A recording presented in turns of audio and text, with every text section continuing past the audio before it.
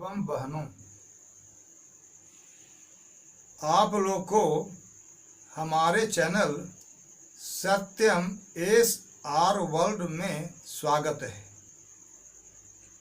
आप लोग को हमारे चैनल सत्यम SR वर्ल्ड में स्वागत है।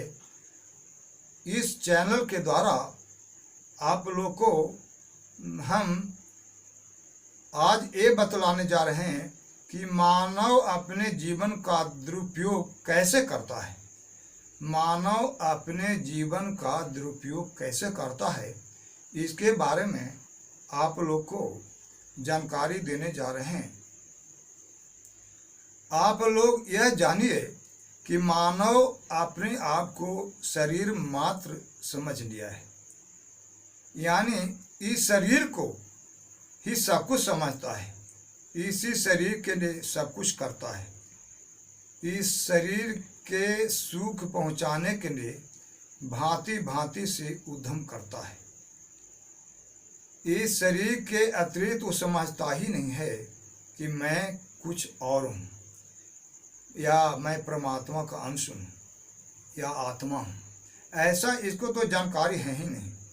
शरीर के प्रति लगाव के कारण मानव अपने सच्चे स्वरूप को भूल जाता है। वह शारीरिक सुखों की ही अपने जीवन का लक्ष्य बना लेता है और दुखों में फंसा रहता है। शरीर कार की भांति है, अब आत्मा इसमें सवारी है। शरीर कार की भांति है, आत्मा इसमें सवारी है। इस भाव को, इस बात को, इस रहस्य को मनुष्य नहीं जानता। इसलिए नहीं जानता कि मनुष्य की आसक्ति केवल सांसारिकता की ओर है। सांसारिक कामनाओं में, वासनाओं में, आसक्तियों में मनुष्य फंसा रहता है। इस संसार की उलझनों में, मायावी कार्यों में, मायावी लीलाओं में फंसा रहता है। मनुष्य इस संसार में जितना सुख प्राप्त हो उतना ही अच्छा, ऐसा समझ करके शरीर के पोषण, शरीर के सुख पहुंचाने में लगा रहता है। ये मनुष्य को यह पता नहीं है कि मैं मनुष्य नहीं हूँ, मैं आत्मा हूँ। जो आत्मा परमात्मा का अंश है, जो आत्मा परमात्मा का ही रूप है, जो परमात्मा है वही आत्मा है, और जो आत्मा है वही परमात्मा है। इसकी जानकारी मनुष्य के पास नहीं रहता, क्योंकि यह तो सांसारिक वासनाओं में ही, कामनाओं में ही, उद्यमों में ही केवल फंसा रहता है।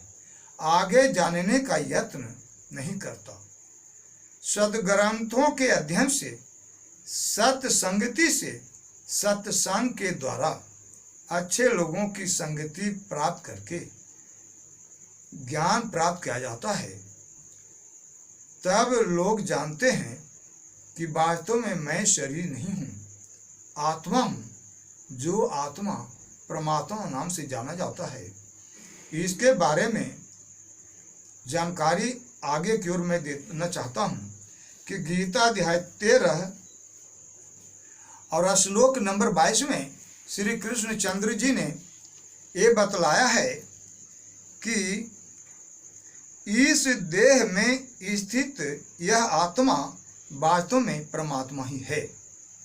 इस देह में स्थित यह आत्मा वास्तव में परमात्मा ही है। यही आत्मा साक्षी होने से उपद्रष्टा है। यही आत्मा साक्षी होने से उपद्रष्टा है। यथार्थ सम्मति देने वाला होने से, यथार्थ सम्मति देने वाला होने से अनुमानता है। सबका धारण पोषण करने वाला होने से भरता है। जीव रूप से भोगता है। ब्रह्मा आदि का भी स्वामी होने से महेश्वर है। और शुद्ध सच्चिदानंद घन होने से परमात्मा है। इस तरह से गीता में भगवान श्री कृष्ण चंद्र जी ने निज मुखारबिंद से अर्जुन को बतलाया है। गीता अध्याय 13 श्लोक नंबर 22 में इस तरह के वर्णन आया है कि आत्मा ही वास्तव में परमात्मा है, वास्तव में आत्मा ही परमात्मा है, पर इसका ज्ञान लोगों के पास नहीं है। जब तक सदग्रंथों का अध्ययन नहीं किया जाता, जब तक सत्संग नहीं किया जाता, जब तक सत्संगति नहीं की जाती, सज्जनों की शरण नहीं लिया जाता, सज्जनों की संगति नहीं की जाती, तब तक यह जानकारी नहीं हो पाती है कि वास्तव में आत्मा ही परमात्मा है। जब यह जानकारी प्राप्त हो जाएगी कि आत्मा ही परमात्मा है, तो यह ज्ञान हो जाने के उपरांत संसार का अज्ञान नष्ट हो जाएगा।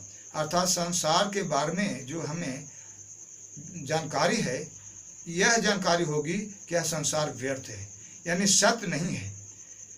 ऐसे लोग समझते हैं कि यही संसार सत्य है, यही शरीर सत्य है। वास्तव में यह शरीर नश्वर है, यह नष्ट हो जाता है। लोग समझते हैं कि इस शरीर का नाश होने से मेरा अस्तित्व खत्म हो जाएगा, फिर मेरे लिए कुछ रह नहीं जाएगा, पर वास्तव में ऐसा नहीं है। रामायण जी में भी तुलसीदास जी ने कहा है कि ईश्वर अंश जीव अविनाशी, यानी ईश्वर का अंश है जीव जो अविनाशी है, यानी ईश्वर का अंश जीव अविनाशी है। इस तरह से तुलसीदास जी ने भी कहा है कि ईश्वर अंश जीव अविनाशी, यानी जीव ईश्वर का अंश है जो अविनाशी है। अविनाशी है परमात्मा, वह अजर अमर है, शाश्वत है, नित्य है, कभी नाश को प्राप्त होने वाला नहीं है, और उसी का अंश है जीव आत्मा।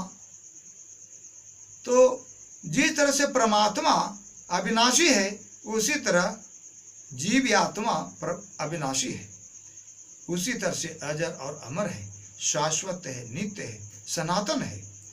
परंतु इस प्रकार का ज्ञान मानव समुदाय को न होने से वह शरीर को ही सब कुछ मान लिया है और शरीर के ही हित के लिए, शरीर के ही सुख के लिए सारे प्रकार के उद्यम कार्य करते हैं।